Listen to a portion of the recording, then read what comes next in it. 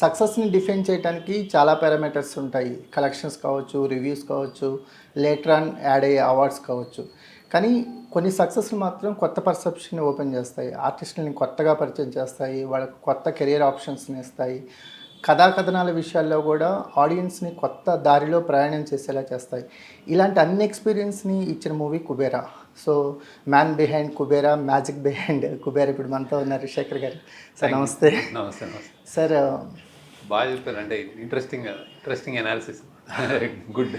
Thank you. అంటే success అదే చాలా చాలా కొత్త. నేను ఈ సినిమా కొత్తది అనుకున్నాను, కొత్త అలానే రిసీవ్ చేసుకున్నాను. So good. Thank you sir. అంటే మీరు ఇచ్చిన ఎక్స్పీరియన్సెస్ సార్. అంటే ఎవ్రీ ఫ్రైడే ఐమాక్స్ దగ్గర లేకపోతే మల్టీప్లెక్స్ దగ్గర సినిమాలు చూసి బయటకు వచ్చేటప్పుడు మా మొహాల్లో ఏ కొత్త ఎక్స్పీరియన్స్ ఉండదు. మోస్ట్లీ చూసిన సినిమాలే అటు ఇటుగా చూసామన్న ఉంటుంది. కంప్లీట్లీ న్యూ పర్సెప్షన్లో ఒక సినిమా చూసినప్పుడు ఆ ఇంపాక్ట్ మా మీద కూడా చాలా కాలం ఉంటుంది సార్. సో అదే మాట్లాడించి ఉంటుంది. Good. Thank you sir. Kubera journey అనేది కంప్లీట్ శేఖర్ కమ్ల విజన్లోనే అందరూ ట్రావెల్ చేశారు. టాప్ టు బాటమ్ ఎవరు వాళ్ళ మైండ్ని ఇంటి దగ్గర వదిలేసి వచ్చినట్టే వర్క్ చేశారు కదా సార్. ఈ జర్నీ కంప్లీట్ అయిన తర్వాత డూస్ డోంట్స్ అనే విషయానికి వస్తే ఏం చేస్తే బాగుంటుంది అనేది మాకు తెర మీద కనిపిస్తుంది. అంటే ఏం చేయాలనే ధైర్యం వచ్చింది, ఏం చేయకూడదనే భయం వచ్చింది. లేదు, డెఫినెట్గా కొత్త కథని ఒక చాలా నాకు పర్సనల్గా ఆడియన్స్ ఈ కొత్త కథల్ని ఆదరిస్తున్నారని అంటే ఒక చాలా పెద్ద ధైర్యం వచ్చింది. ఎందుకంటే ఇది స్టాండర్డ్ పైలట్లో లేదు. అంటే సాంగ్ రొమాన్స్ కాదు, అండ్ నాకున్న ఇమేజ్కి అది కంప్లీట్లీ భిన్నమైంది. And then song and dance లేదు, అండ్ కంప్లీట్ ఎంటర్టైనర్ అట్లా కాదు. సో థ్రిల్లర్, మళ్ళీ ఎమోషన్ కంటెంట్ ఉన్నది. అండ్ ఎవరికి మనకి అంటే జనరల్గా ఇప్పుడు రిలేట్ చేసుకుంటాం కదా మనం. అంటే ఇప్పుడు హ్యాపీ డేస్లో స్టూడెంట్స్ రిలేట్ చేసుకుంటారు, ఆనంద్లో గోదావరి అమ్మాయిలు రిలేట్ చేసుకుంటారు. మనకి జరుగుతున్నాయి. ఒక బిచ్చగాడు ప్రొటాగనిస్ట్ అన్నప్పుడు ఎవరు రిలేట్ చేసుకుంటారు అనేది ఉంటుంది కదా. సో బేసిక్గా ఇట్లాంటి అన్నిని అధిగమించి చూశారన్నది నాకు పెద్ద కాంప్లిమెంట్ నాకు. అండ్ తెలుగు ప్రేక్షకులకు నిజంగానే అంటే hats off to them and sincere thanks. And అలానే ఓవర్సీస్ నా కంప్లీట్గా నా ఆనందించి ఇప్పటిదాకా ఓవర్సీస్ ఆడియన్స్, యూఎస్ ఆడియన్స్ నన్ను సొంత మనుషులుగా చూస్తూ వచ్చారు. సో అన్ని సినిమాలు యాక్చువల్లీ. సో దీన్ని కూడా అక్కడి నుంచి ట్రిగర్ అయింది బాగా. So I'm thankful to them. So ఈ కొత్తదనాన్ని కంటిన్యూ ఇవ్వచ్చు అని నాకు, మీరు అన్నట్టు అందరికీ ధైర్యం ఇచ్చింది అనేది నేను అంత క్లెయిమ్ చేసుకోలేను. కానీ బేసిక్గా నాకు మళ్ళీ అంటే అరే తీశారు అనేది ఒక ఆనందం బేసిక్గా. సో అది వచ్చింది. అండ్ ఆల్సో మీరు అన్నట్టు కొత్తగా వీళ్ళందరూ హీరోలు, నాగార్జున గారు కానీ, ధనుష్ కానీ, రష్మిక కానీ, మన జిమ్ సర్వ్ కానీ, దేవిశ్రీ ప్రసాద్ కానీ, అందరూ సుప్రీంలీ టాలెంటెడ్, సుప్రీంలీ అంటే వాళ్ళ అంటే ఎన్నెన్నో ఎక్స్పీరియన్స్. నాగార్జున గారు అయితే ఆయన చూసి పెరిగిన శివాని థియేటర్ ఫ్యాన్ బాయ్ లాంటి మూమెంట్ ఆయనతో కూడా నాకు. అలాంటిది ఈ ఏజ్లో ఇంత ఎక్స్పీరియన్స్ తర్వాత కూడా రీఇన్వెంట్ చేసుకోవడం అనేది వాళ్ళ గొప్పతనం. అండ్ దెన్ అది ఇంకోటి ఏంటంటే కథలు కొత్తగా ఇచ్చినప్పుడు కానీ, ఒక అవకాశం డైరెక్టర్స్ కానీ ఒక సినిమా పరంగా వచ్చినప్పుడు కానీ వీళ్ళ విశ్వరూపం ఎలా చూపిస్తారు అనేది కూడా ఒకటి బయటకు వచ్చింది basic. So and I'm very glad. Nagarjuna గారు హ్యాపీగా ఉంటారు, నాకు చాలా హ్యాపీగా ఉంది యాక్చువల్లీ.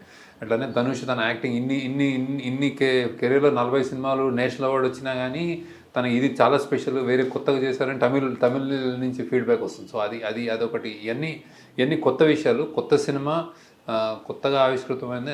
అండ్ దాంతో బాక్స్ ఆఫీస్ కలెక్షన్స్ ఇంత నా ద్వారా ఇంత బడ్జెట్ నేను ఫస్ట్ టైం నేను దాటాను. నా కంఫర్ట్ లెవెల్ కానీ, నా జోన్ కానీ. నేను ఎప్పుడు ఇన్ని సినిమాల్లో ఎప్పుడు నాది ఒక ఈక్వేషన్ ఆఫ్ అంటే నేనే ప్రొడ్యూస్ చేసుకోవడం వల్ల నాకు అది వచ్చింది. ఎప్పుడు బేసిక్గా నేను జనరల్ రెక్లెస్గా ఉండను, నన్ను మించి చేయను. సో ఇది అది కొన్ని దాటి కూడా ఇది డెలివరీ చేసింది. అండ్ ప్రొడక్షన్ పరంగా కథని నా సొంత ఎక్స్పీరియన్స్ ఏంటంటే కథని నన్ను మించి చూసిన సినిమా ఇది యాక్చువల్. అంటే ఈ కథకి ఇది కావాలంటే నేను నా కంఫర్ట్ బిజినెస్ ఇవన్నీ వదిలి ఈ కథకి ఇది కావాలి కాబట్టి అక్కడికి వెళ్ళి తీయాలి అని చాలా ఎన్నోసార్లు ఎక్స్టెండ్ చేసుకుని చేసిన తోటతన్ని కానీ, సెట్స్ కానీ, బాంబేలో షూట్ చేయడం కానీ, చెత్తల్లో, అడవుల్లో అన్నీ చేసి చేసేటట్టు చేసింది కథ. సో ఇవన్నీ గుడ్స్ దట్ రిజల్ట్ ఇలా ఉంది కాబట్టి ఇవన్నీ జస్టిఫై అయిపోయినాయి బేసిక్గా. సో డోంట్స్ లాంటివి ఏంటంటే ప్రాబబ్లీ అంటే నేను ఇంకొంచెం ఇంకా మేము పాన్ ఇండియాకి నాకు కొంచెం లెర్నింగ్ ఉన్నాయి. అంటే ఈ రెండు లాంగ్వేజెస్ తీయడం అనేది నాకు అది ఈజీ. అంటే ఆన్ పేపర్ బాగుంటుంది, చెప్పుకోవడానికి బాగుంటుంది పాన్ ఇండియా అని. ఈ మధ్య చిన్నపిల్లలు కూడా పాన్ ఇండియా అని అడుగుతున్నారు. అది రాజమౌళి గారు, సుకుమార్ గారి వల్ల సాధ్యమైంది. అది బేసిక్ ఏంటంటే అది చాలా పెద్ద స్కేల్ కాబట్టి అది ఆటోమేటిక్గా అది ఆ విజనే పాన్ ఇండియా అది క్యారీ అయిపోయింది. ఇక్కడ ఇదేంటంటే మేము 2 లాంగ్వేజ్లో తీసాము. అది కొంచెం అది ట్రిక్కీ అయింది నాకు. అది కొంచెం మెల్లగా అర్థమైంది ఇది విసుగా. సో ఒక్క పాట బీజిఎమ్స్లో పాట పెట్టినా కానీ సడన్గా ఇది లిరిక్స్ మార్చినా కానీ మళ్ళీ 5 లాంగ్వేజ్లో లిరిక్స్ రాయించడము, ఆ లిరిసిస్ట్ని పట్టుకోవడము, అందులో దేవిశ్రీ ప్రసాద్ చాలా హెల్ప్ చేశాడు. సో ఈ కష్టాలన్నీ ఉన్నాయి. సో నాకు తెలిసి పాన్ ఇండియా అనేది అటెంప్ట్ డెఫినెట్గా చేయాలి. ఈ కథకి అవసరమని చేసాం యాక్చువల్లీ. కానీ దానికి చాలా పెద్ద ఇంకా టైం పెట్టుకోవాలనుకుంటా. ఒక 6 నెలల ముందే రెడీ అవ్వాలి ఇట్లాంటి సినిమాల్లో. అంటే సో అలాంటి కొన్ని లెర్నింగ్స్ ఉన్నాయి. సో ప్లానింగ్ అండ్ ఇంకా ఆ బడ్జెట్ ఎనీవే ఎక్కువ బడ్జెట్ని కొంచెం తగ్గించుకోవడం ఇట్లాంటివన్నీ కొన్ని లెర్నింగ్స్ ఉంటాయి బేసిక్గా. అంటే వీలైతే సో సార్ మాకు అరవకుండా ఇంపాక్ట్ ఇచ్చే డైలాగ్స్ చెప్పడం, కొట్టకుండా హీరోయిజం చూపించడం, ఎక్స్పోజింగ్ చేయించకుండా హీరోయిన్స్ని డ్రీమ్ గర్ల్స్ని చేయటం అనేది మీ ట్రేడ్ మార్క్స్ సార్.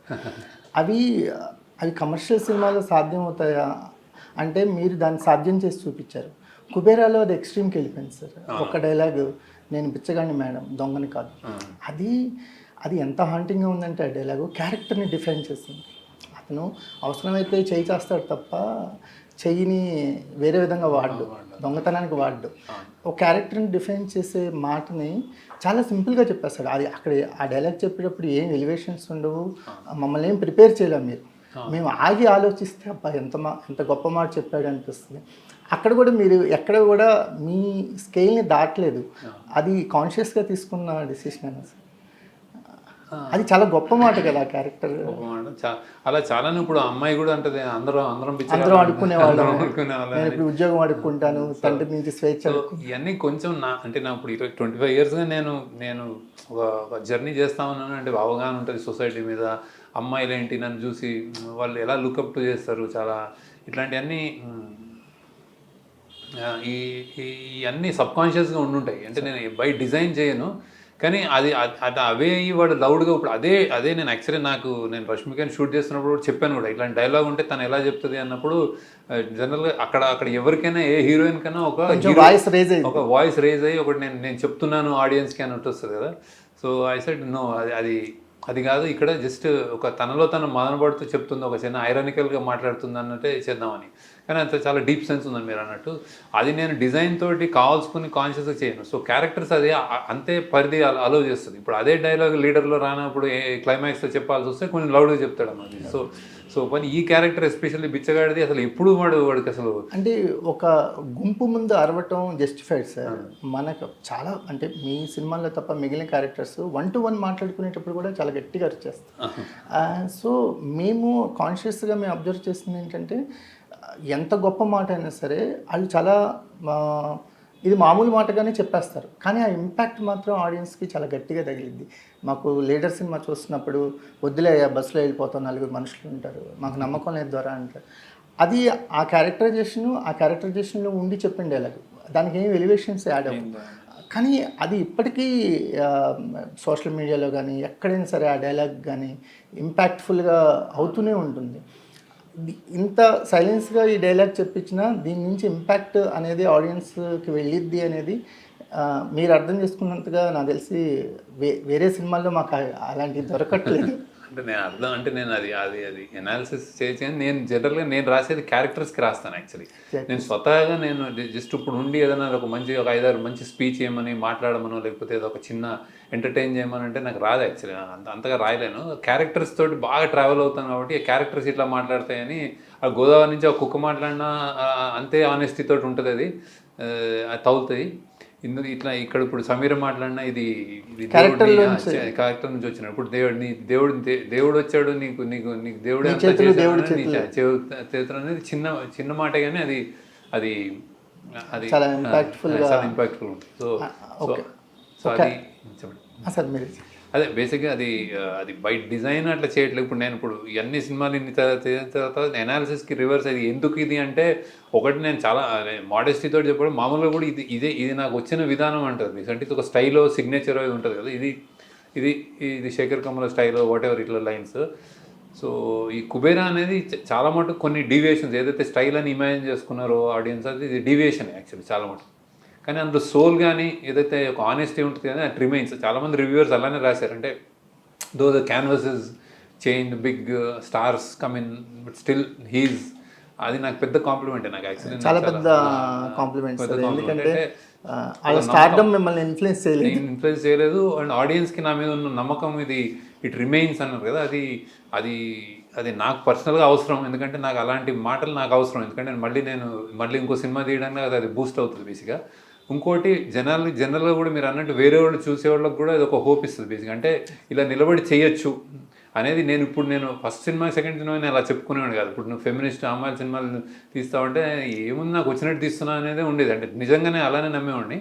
ఇప్పుడు ఇన్ని సంవత్సరాల తర్వాత ప్రాబ్లమ్ ఐఎమ్ ఫీలింగ్ ఓకే, ఇది సరే, నేను ఇవన్నీ నచ్చుతున్నాయి, జనాలకి ఏదో పాజిటివ్ తీసుకుంటున్నారు కాబట్టి దీన్ని ఫాలో చేస్తే, ఇది కంటిన్యూ చేస్తే, దీన్ని చూసి ఎవరైనా తీస్తే బాగుండు అట్లా అనిపిస్తుంది నాకు. సో సార్, మీకు డాలర్ డ్రీమ్స్ నుంచి మొదలైన జర్నీ, మీ ఏజ్ ఫ్యాక్టర్ కూడా మీ కథల మీద ఎఫెక్ట్ చూపిస్తుంది. అంటే మీరు పెరుగుతున్నారు, మీరు ఆనంద్ చేసేటప్పుడు ఒక ఏజ్, లీడర్ చేసేటప్పుడు ఒక ఏజ్, ఇప్పుడు కుబేరా చేసేటప్పటికి తప్పకుండా అంతేనా? తప్పకుండా ఏజ్ ఫ్యాక్టర్తో అవగాహన పెరుగుతుంది, ఇవాల్వ్ అవుతాం మనము.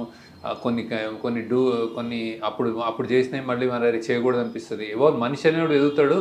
అలా ఓపెన్గా ఉండి ఎదగనోడు నాకు తెలిసి సినిమాలు కన్సిస్టెంట్ తీయలేడు అది.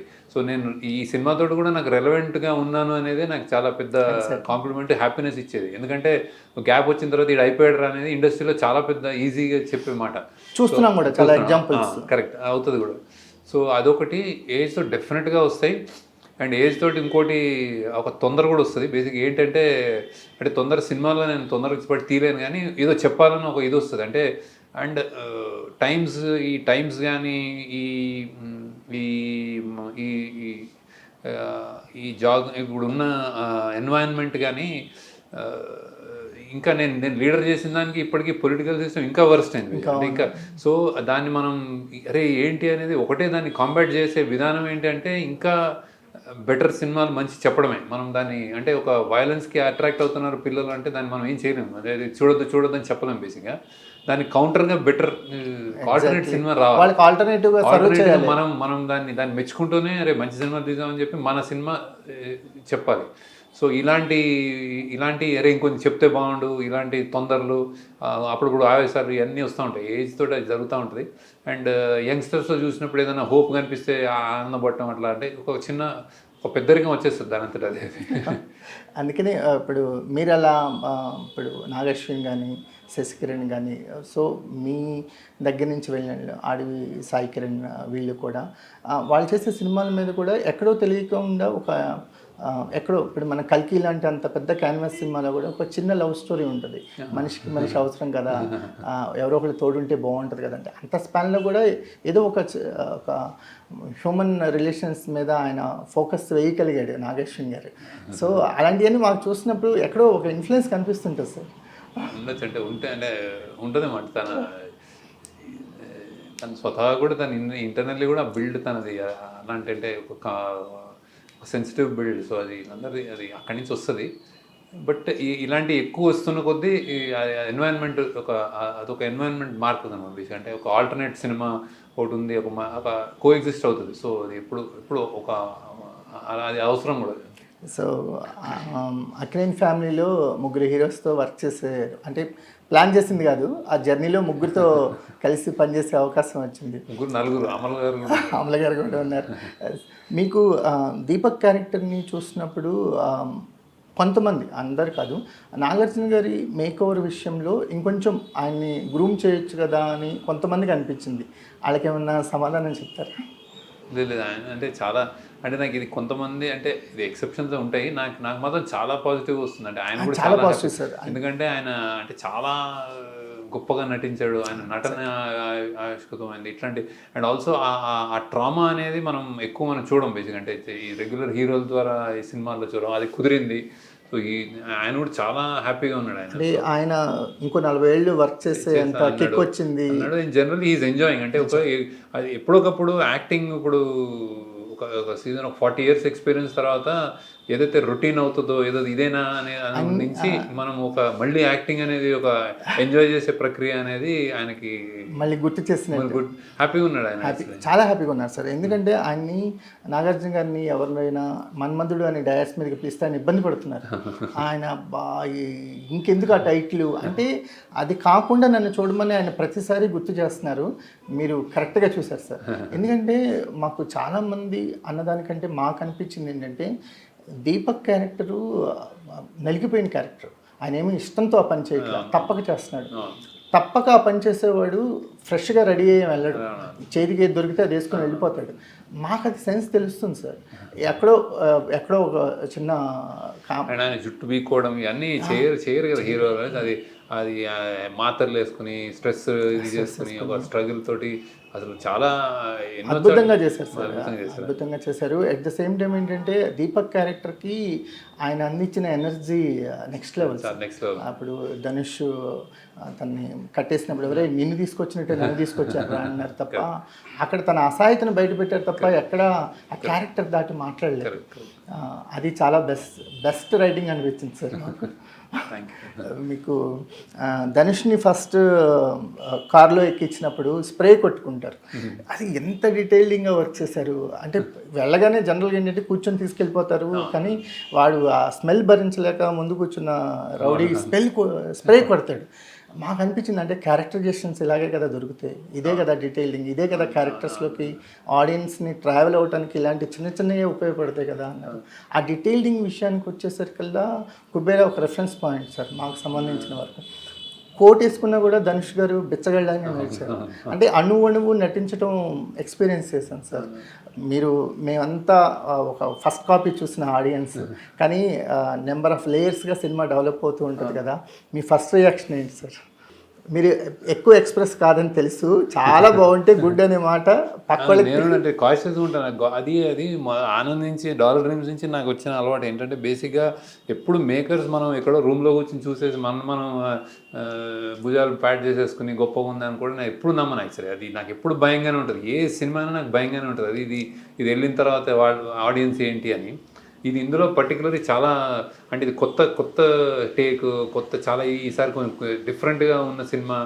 అండ్ అంత క్యాన్వాస్ తోటి అంత కష్టపడిన సినిమా ఇది ఏంటి అనేది నాకు చాలా అప్రిహెన్షన్స్, అంటే భయం. అంటే ఇది చాలా నచ్చింది, కానీ దిష్టి తగులుతుందేమో అన్న లెవెల్లో ఆలోచించేవాడిని నేను యాక్చువల్లీ చూస్తుంటే. నాగార్జున చూసినా కానీ ధనుష్ని చూసినా కానీ ఇంత బాగా చేశారని నేను అనకూడదు అన్నట్టు వేరే అందరూ అదే మాట అంటూ ఉన్నారు.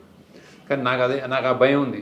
రష్మిక్ కూడా అంతే, ఎంత బాగా చేసింది, ఎంత బాగా. తన అన్ని సినిమాలు నేను చూడలేదు. నేను గీత గోవిందం, పుష్ప ఇవి చూశాను, కానీ చాలా బాగా చేసింది, ఇంత ముచ్చటగా చేసింది అనిపించింది నాకు. అరే నేనే దిష్టి పెడుతున్నాను అనిపించింది. సరే, సో నేను ఈ సినిమాని చాలా నచ్చినాయి నాకు అన్నీ. కానీ నేను ఏ సినిమా అయినా నేను ఎప్పుడు చెప్పుకోను యాక్చువల్లీ. నాకు అది సినిమా హిట్ అయిన తర్వాత కూడా ఇప్పుడు ఎవరైనా మీరు క్రిటిసైజ్ చేస్తే నేను అది జెన్యున్గా కరెక్టే అని మీరు అలా అనుకుంటున్నారా అనిపిస్తుంది నాకు. అంతకంటే నేను దాన్ని డిపెండ్ చేసి దాని మీద ఏం ఫైట్ చేయను. ఎందుకంటే సినిమా ఈజ్ లైక్ దట్.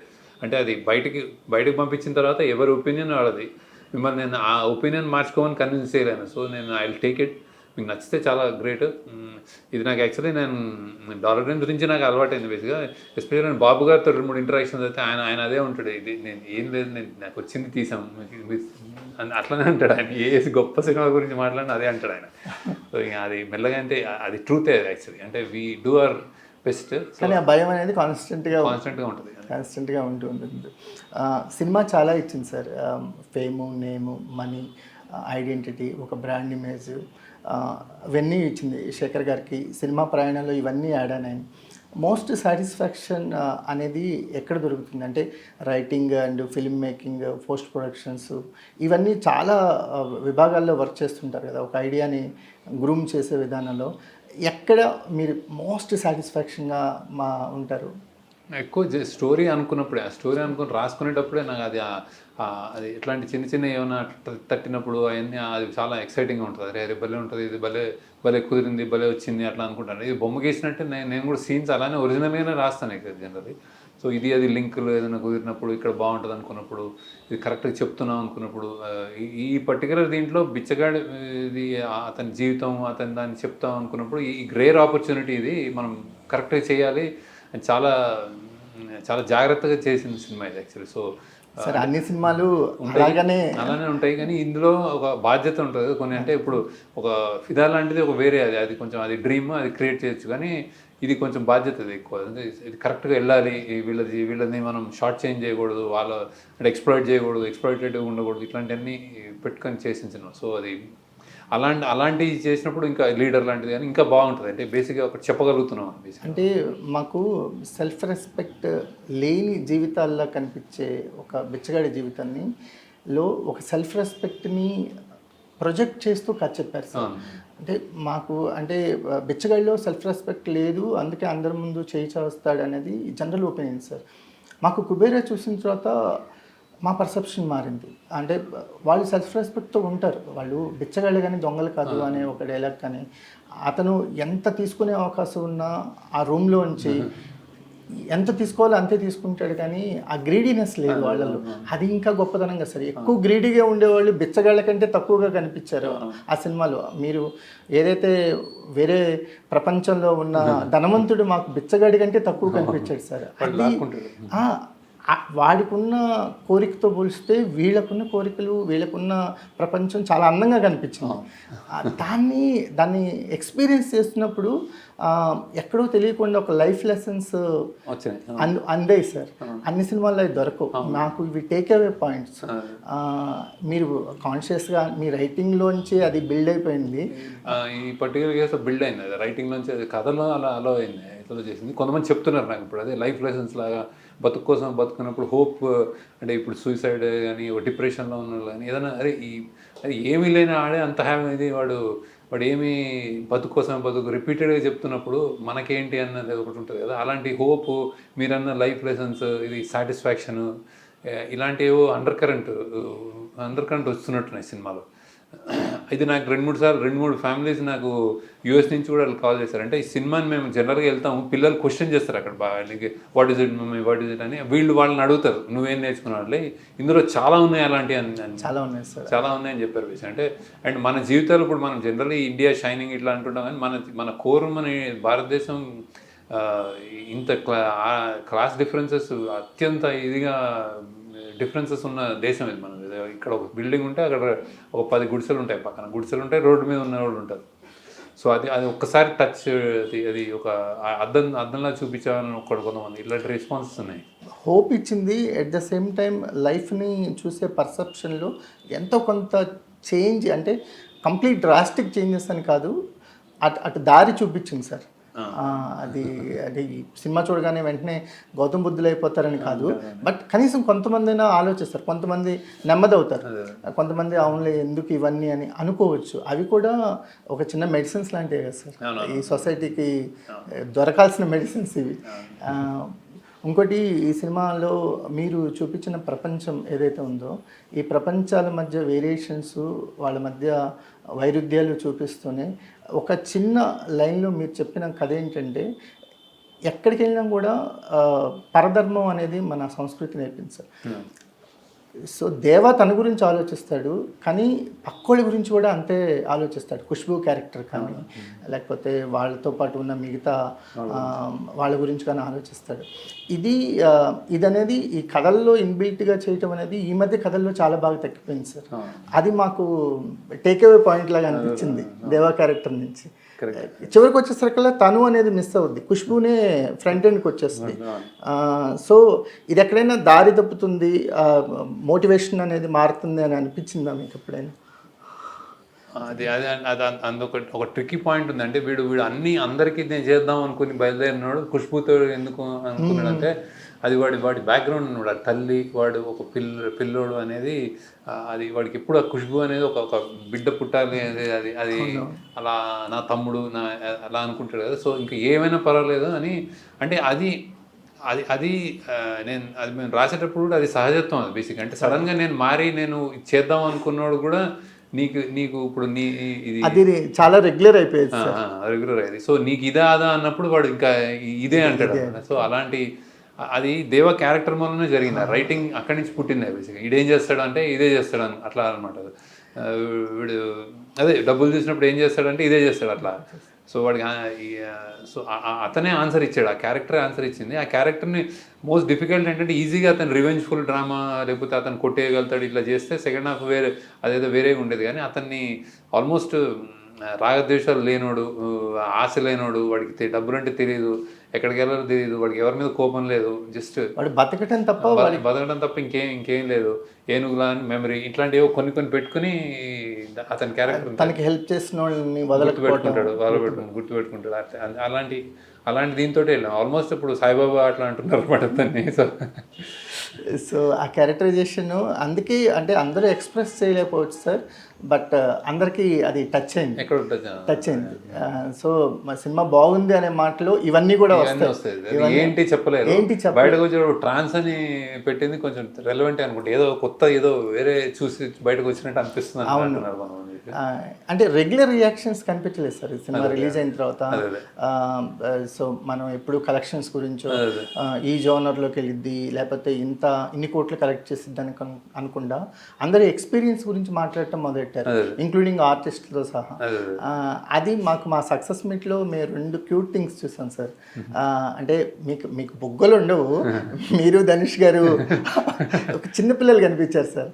అంటే మీ ఎక్స్పీరియన్స్ కానీ ఏజెస్ అన్నీ మర్చిపోయి ఇంకా ఆ పసితనం ఉంది అనిపించింది ఆ మూమెంట్. చిరంజీవి గారి మీద మీరు హ్యాండ్ హోల్డ్ చేసినప్పుడు ఆయన పర్లేదు అవన్నీ కూడా మాకు శేఖర్ గారిలో ఇంకా లైవ్గా ఉన్నారు సార్, చిన్నపిల్లాడు అనిపించింది సార్. మాకు డిఎస్పి గారి గురించి మాట్లాడాలన్నప్పుడు వేటూరు గారికి ఒక కాంప్లిమెంట్ ఉంది సార్. ఆయన శంకరాభరణ రాయగలడు, అడవి రాముడు రాయగలడు. అది అలాంటి కాంప్లిమెంట్ ఇవ్వాలని ఉంది సార్ డిఎస్పికి. ఆయన పుష్ప చేయగలడు, కుబేరా చేయగలడు, ఉప్పెన చేయగలడు. మాకు కుబేరాకి డిఎస్పి అనేసరికల్లా మేము డిఎస్పి స్టైల్ ఆఫ్ సాంగ్స్ ఏమన్నా శేఖర్ గారు ఏమన్నా ఒక ఫ్యూజన్ని క్రియేట్ చేస్తారేమో అనుకున్నాను, కానీ కంప్లీట్ శేఖర్ గారి విజన్లోకి వచ్చేసి కథని ఆయనంత బాగా ఇంకెవరూ అర్థం చేసుకోలేదు అన్నంతగా కథను అర్థం చేసుకున్నారు సార్. బ్యాక్గ్రౌండ్ స్కోర్ విషయంలో ఒక సోల్ఫుల్ మ్యూజిక్ని త్రూఅవుట్ యాడ్ చేశారు. ఆ ఎమోషన్స్ని ఆడియన్స్ వరకు చేరటంలో అతను కూడా ఒక బ్రిడ్జ్ వర్క్ చేశారు. సో ఏం చెప్తారు సార్ ఆయన దీని గురించి? ఆయన అసలు సక్సెస్ మీట్లో చిన్నపిల్లాడు అయిపోయాడు. ఆయన చాలా ఆయనకి చాలా ఎక్సైట్మెంట్. అంటే ఆయన అదే అన్న, నేను వీళ్ళందరికీ ఒక కొత్త కైండ్ ఆఫ్ సినిమా కథ వాళ్ళకి అవకాశం ఇస్తే వాళ్ళు ఏం చేయగలుగుతారు అనేది ఎగ్జాంపుల్. నాగార్జున గారు కానీ టెక్నీషియన్స్. సో అది మన దేవిశ్రీ ప్రసాద్ చేశాడు. సో అతనికి అంటే ఎన్ని చేసినా కానీ ఇది అంటే ఆ స్కోప్ ఉండింది కథలో. అది వచ్చేసరికి ఇంకా అతను ఇంకా అసలు వాళ్ళ టీం అంతా నేను అక్కడ 10 రోజులు అట్లా ఉన్నాను అక్కడ. బేసిక్గా కంప్లీట్లీ వాళ్ళు గివిన్ అయిపోయి ఎంత ఎక్సైట్మెంట్, అది సీన్ మా ఓన్ సీన్ అన్నట్టే చేశారు బేసిక్గా వాళ్ళు. దేవి కూడా అంతే బేసిక్ కొత్త లిరిక్స్ రాయించి మళ్ళీ 10కి వెళ్ళి ఆ రూమ్లోకి వెళ్ళి 4 లిరిక్స్ని పట్టుకుని మలయాళంలో ఒక అతను, కన్నడలో ఒక అతను, మళ్ళీ అన్ని నాది అనేది అన్ని లాంగ్వేజ్లో ఉండాలి కదా బేసిక్గా.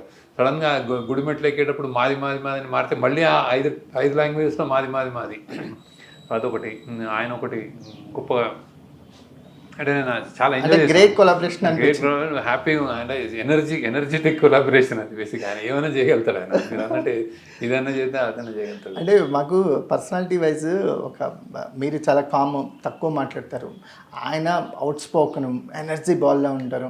అసలు వీళ్ళిద్దరు కలిసి ఏం మాట్లాడుకునేవాళ్ళు, ఏం కన్వే చేసేవాళ్ళు శేఖర్ గారు, వీళ్ళ కాన్వర్జేషన్స్ ఎలా ఉన్నాయి అనేది ఒక చిన్న క్యూరియాసిటీ సార్. అంటే ఇంత గ్రేట్ వర్క్ చూసిన తర్వాత ఈయన ఏం చెప్పుంటాడు, ఆయన ఏం చేస్తుంటాడు అని. కంటిన్యూస్ ఎప్పుడో ముందే నేను స్క్రిప్ట్ 2 సార్లు నరేట్ చేసాము ఇక్కడికి వచ్చే 6-7 months మీద 1 yearలో. తర్వాత సినిమా చాలా ముందే ఈ సినిమా పంపించేశాను నేను యాక్చువల్లీ. ఇది అని ఆయన చూసుకున్నాడు. అది టీజర్స్ అన్నీ చేస్తూ ఉన్నాడు. సో ఈ అవగాహన ఉంది. సో మెల్లగా జర్నీ అలా నడుస్తూ ఉండింది. సో ఒక్కొక్క సాంగ్ పోయేవా సాంగ్ అది చనిపోయి దీని ఉండాలి, అసలు అర్థం కాకూడదు అసలు ఎవరికి, సెలబ్రేషన్ ఆఫ్ డెత్ లాగా ఉండాలని అని అలా ఒక్కొక్కటి ఒక అంటే ఒక దాన్ని ఏమంటారు, ఒక అంటే నార్మల్ ఒక సాంగ్ కాదు, దానికి ఒక పర్పస్, దానికి బ్యాక్గ్రౌండ్, దానికి ముందు వెనక తర్వాత విజువల్ చూపించడం, కూర్చొని మాట్లాడుకోవడం, ఇలా చేస్తే బాగుంటుంది, అలా చేస్తే బాగుంటుంది. మీరు రాత్రి ఎప్పుడో కాల్ చేస్తాడు ఆయన రాత్రి నేను పడుకుంటాను యాక్చువల్లీ. అప్పుడు మెసేజ్ పెడితే పొద్దున్న కాల్ చేసి అది వచ్చింది, ఇది చాలా గ్రేట్ ఒక ట్యూన్ వచ్చింది అని చెప్పడం. లాస్ట్కి ఆర్ఆర్కి మాత్రం అది అన్ని మన బాలకృష్ణ ప్రసాద్ గారి కుర్తు, అన్నమాచారి కీర్తన ఇవన్నీ ఇక్కడ తిరుపతి ఇక్కడ రావాలి, ఇక్కడ నమో వెంకటేశ అది రావాలి, అది తిరుపతి అంటే తిరుపతి అది కనిపించాలి, అట్లా వేరియేషన్స్ ఉన్నాయి బాగా. సో ఆ వేరియేషన్స్ అసలు పక్కా అంటే ఒక ఆన్ డాట్ పట్టుకొని చేసాడు ఆయన విషయం.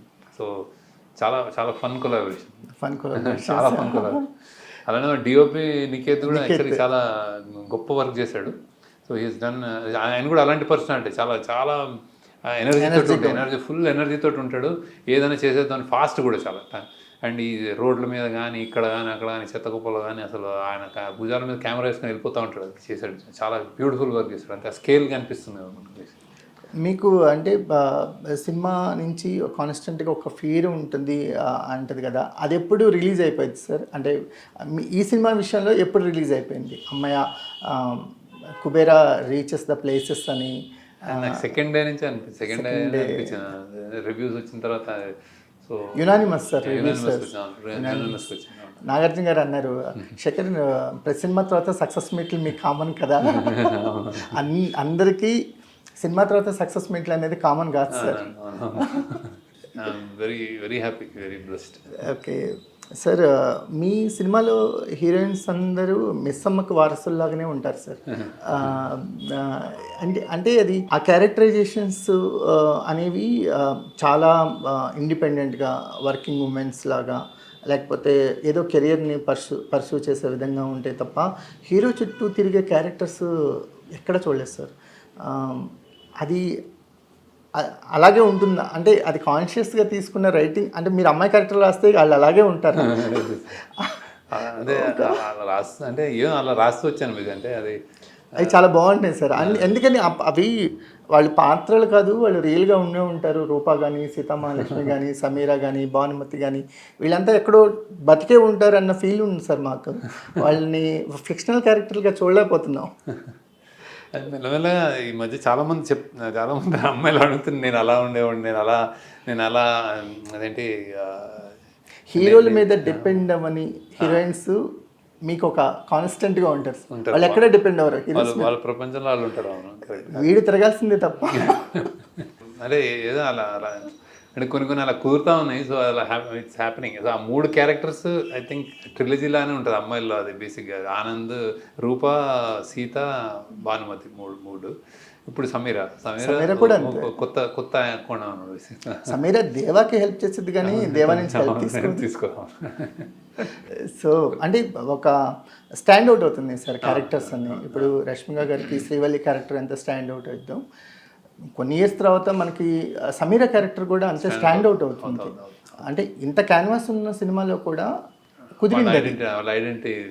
మేము అనుకున్నాం ఈ సినిమాలో అంత స్కోప్ ఉండకపోవచ్చేమో హీరోయిన్ అనుకున్నాం, కానీ మీరు సర్ప్రైజ్ చేశారు. మాకు మోస్ట్ సర్ప్రైజ్ ఏంటంటే నాగార్జున గారు, రష్మిక గారే ఆన్ స్క్రీన్. ధనుష్ గారిని ఎక్స్పెక్ట్ చేసాం. అంటే ఆయనకున్న ఫిల్మోగ్రఫీలో ఆయన తీసుకున్న అవార్డ్స్ కానీ, అసురన్ లాంటి మూవీస్ చేశారు, సర్ లాంటి మూవీస్ చేశారు కాబట్టి హీ కెన్ పుల్ ఆఫ్ అనుకున్నాం. ఆయన అనుకున్న దానికంటే ఎక్కువ సర్వ్ చేశారు. వీళ్ళు అసలు ఇద్దరు సర్ప్రైజ్ చేశారు. ఏమనిపిస్తుంటుంది? వెరీ వెరీ వెరీ సాటిస్ఫైయింగ్ అనమాట. అంటే చాలా అంటే వాళ్ళు చూసుకుంటే ఇంకా అంటే అదే నాకే దిష్టి తగులుతాం అనిపిస్తుంది. అంటే బాగా చేశారు అంటే వేరే చెప్తా ఇంటాం అంటే వెరీ వెరీ హ్యాపీ. సార్, మీరు మీ సినిమాలో హీరోస్ ఎందుకని రిపీట్ అవ్వరు? మీ వచ్చిన సందేహం, అంటే చెయ్యాలని రూల్ ఏం కాదు, అంటే అదేంటి అవుతారేమో ఇంకా అంటే అంటే ఇది చాలా సినిమా తర్వాత సినిమా చేసినప్పుడు బేసిక్గా గ్యాప్ తీసుకోవడం వల్ల ఏవో వేరే సినిమాల్లో బిజీ ఉంటారు వాళ్ళు. సంథింగ్ వాళ్ళందరూ మీతో వర్క్ చేయడానికి అందరూ ఇష్టం చూపుతానే ఉంటారు ఎప్పుడు అడిగినా. అది చేయాలి యాక్చువల్లీ, నాకు తెలియదు చేద్దాం. ఎవరుంటారు సార్ ఫస్ట్ ఆప్షన్, ఎవరు తీసుకోవచ్చు? అంటే నాకు అందరూ అంటే ఇప్పుడు లీడర్ అంటే నేను రానాతోటి చేద్దాం అనుకుంటున్నాను. అట్లనే నా చైతన్య డెఫినెట్గా ఆయనతో అసలు చాలా చాలా హార్డ్ వర్కర్ అనేది హ్యాపీ అంటే it's very very present to work with అట్లా. సో అందరూ అదే వెయిటింగ్ అంటే నేను తొందరగా రాస్తే చేద్దామని చూస్తున్నాను యాక్చువల్ నేను. చిరంజీవి గారితో చిరంజీవి గారితో కూడా అదే చిరంజీవి గారితో డ్రీమ్ అంటే ఇది ఇంకా అది వేరే లెవెల్. అది ఏంటో అది చూడాలి యాక్చువల్ అంటే అదొక డ్రీమ్ అది. చూద్దాం. సో మీకు సినిమాలు సినిమాల తర్వాత మళ్ళీ ఒక కథకి మీరంటే మీరు ఏర్పాటు చేసుకున్న రూల్స్ వల్ల లేకపోతే మీరు పెట్టుకున్న నియమాల వల్ల టైం పడుతూ ఉంటుంది కదా. నెక్స్ట్ నాని గారు అనేది వినిపిస్తూ ఉంది మార్కెట్లో. అంటే జస్ట్ నేను అనుకున్నాను ఎప్పుడు అంటే జస్ట్ అందుకే అది కొంచెం వినిపిస్తుంది. కానీ నేను కథ రాయాలి అసలు. కథ అంతా కూర్చోవాలి ఇప్పుడు బేసిక్గా. అంటే అది అవుతుందా లేకపోతే కరెక్ట్గా తెలియదు నాకు. బేసిక్గా అవుతే కరెక్ట్ అంటే అన్ని కుదరాలి. ఆయన కూడా చాలా బిజీ అంటే ఇది లైక్ బ్యాక్ టు బ్యాక్ చేస్తూ ఉన్నాడు. సో అది అండ్ నా కథ ఏదైనా అనుకోవాలి అది కరెక్ట్ సూటబుల్ కథ. సో అది అవుతే అవుతుంది విషయం. అంటే మళ్ళీ ఒక లవ్ స్టోరీ అది ఏ జానర్ కూడా అది తెలుసుకుని మళ్ళీ దాని ముందుకు వెళ్ళామండి. అది చూస్తున్నాను నేను నా ప్రాసెస్లోనే ఉన్నా యాక్చువల్. అంటే ఇంకొక రిలాక్స్ అవ్వండి సార్. 2 months పడుతుంది, తర్వాత చూద్దాం. 25 ఏళ్ల కెరియర్లో పట్టుమని 10 సినిమాలు కూడా కనిపించవు, కానీ ఒక 100 ఏళ్ళ ఇంపాక్ట్ఫుల్ మూవీస్ ఉంటాయి. దాన్ని ఎలా చూస్తారు శేఖర్ గారు?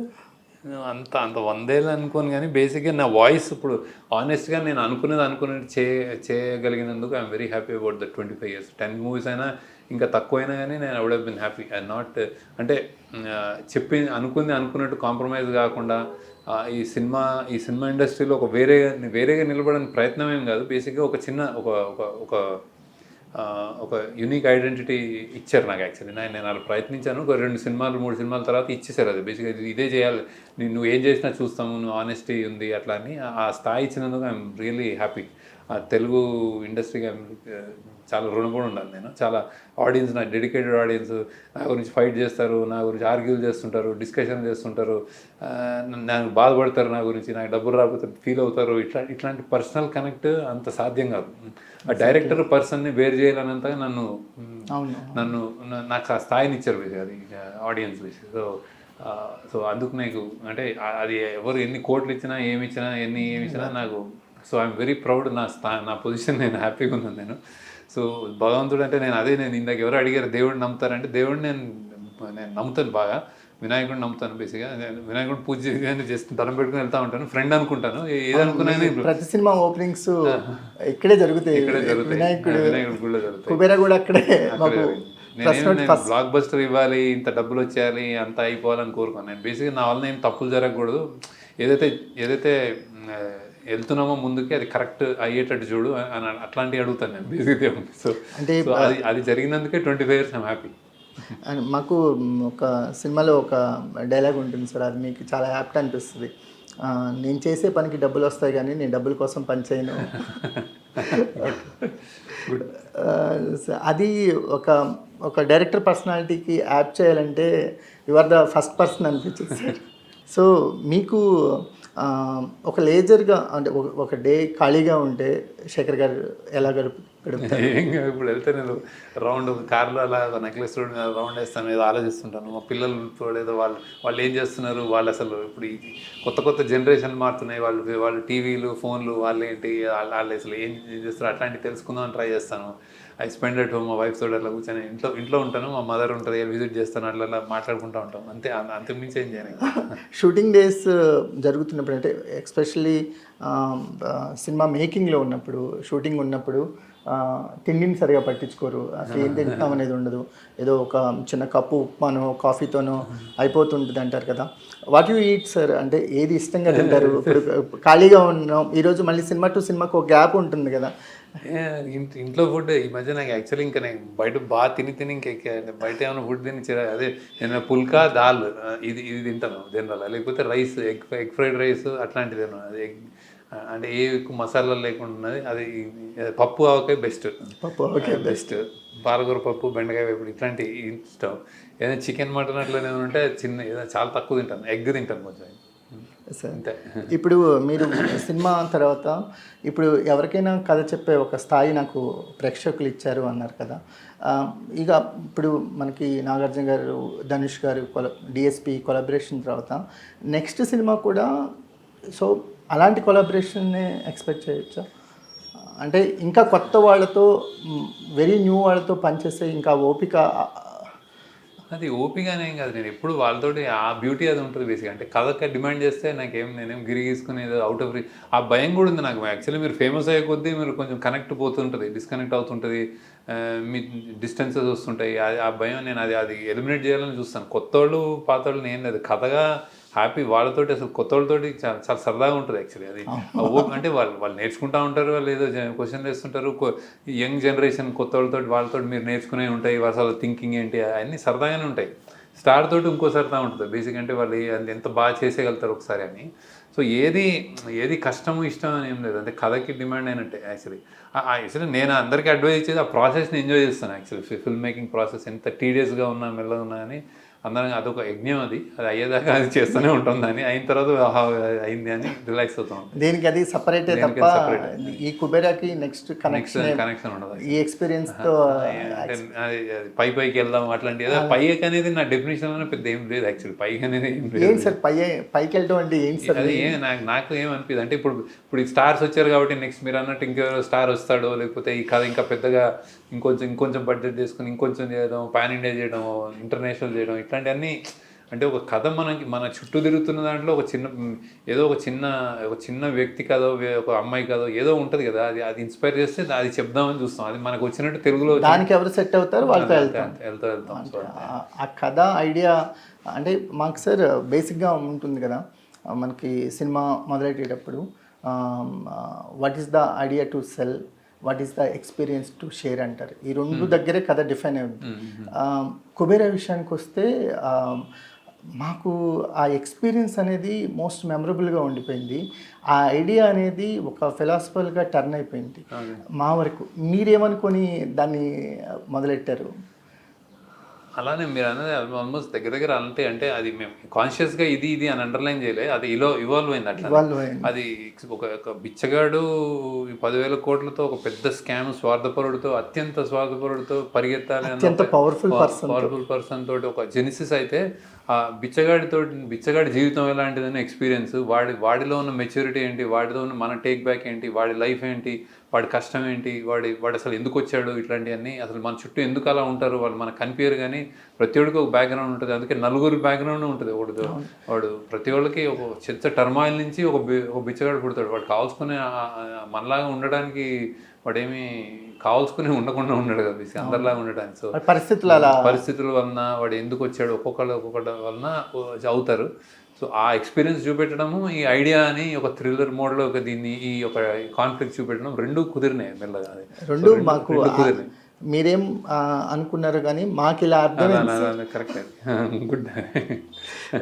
సో సార్ మనకి టాలీవుడ్లో కూడా ఒక స్టార్ ఆర్టిస్టులు ఉన్నారు. ఇప్పుడు నాగార్జున గారికి ఈ అవకాశం వచ్చింది కాబట్టి ఆయన దీపక్గా మాకు కొత్త ఎక్స్పీరియన్స్ నాగార్జున గారి ద్వారా మాకు అందింది.